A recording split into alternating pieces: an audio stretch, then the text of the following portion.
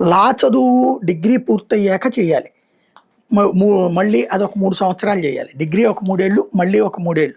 లేదా intermediate base అయితే గనక ఇంటర్మీడియేట్ పూర్తయ్యాక 5 సంవత్సరాలు.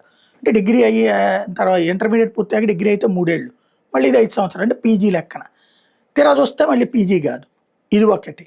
ఇంకోటి ప్రాక్టీస్‌కి సంబంధించి మళ్ళీ బార్ కౌన్సిల్ వాళ్ళ ఎగ్జామ్ పాస్ అవ్వాల్సిందే.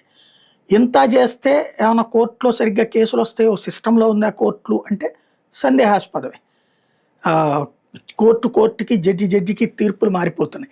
కొత్త లాయర్లను ప్రోత్సహించే వ్యవస్థ న్యాయాధికారులు కనబడట్లేదు, న్యాయస్థానాల్లోనూ కనబడట్లేదు. సీనియర్లకు మాత్రమే పెద్దపీట వేస్తున్నటువంటి పరిస్థితి. ఇట్లాంటి సందర్భంలో ఆ వృత్తిని నమ్ముకుని ఎవరుంటారు? దాంతో వేరే వ్యాపకం చేసుకుంటూ ఇందులోకి వస్తామంటున్నారు, లేకపోతే చదవమంటున్నారు. దీంతో కాలేజీకి రాకుండానే లాక్ అటెండ్ అయ్యేటటువంటి ఎగ్జామ్స్కి అలౌ చేసేటటువంటి ఒక నిర్ణయం తీసుకుంటే దాన్ని కోర్టు కొట్టేస్తే దాని మీదన ఇప్పుడు సుప్రీంకోర్టుకి వెళ్తే సుప్రీంకోర్టు కూడా అట్లా పెట్టడానికి వీల్లేదు, లా స్టూడెంట్స్ అందరూ కూడా కాలేజీకి వెళ్లాల్సిందే అంటోంది.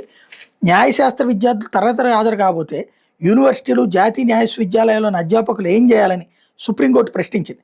విద్యార్థులు తరగతులకు రావాల్సిన అవసరం లేదంటే కాలేజీలు, యూనివర్సిటీలు కేవలం వసతిగృహాలను మిగిలిపోతాయని జస్టిస్ విక్రమ్నాథ్, జస్టిస్ సందీప్ మోహతాల ధర్మాసనం పేర్కొంది. కనీస హాజరు లేకుండా లా విద్యార్థులను పరీక్షలు రాసేందుకు అనుమతించాలన్న ఢిల్లీ హైకోర్టు తీర్పు మీద మంగళవారం స్టే విధిస్తూ సుప్రీం ధర్మాసనం వ్యాఖ్యలు చేసింది.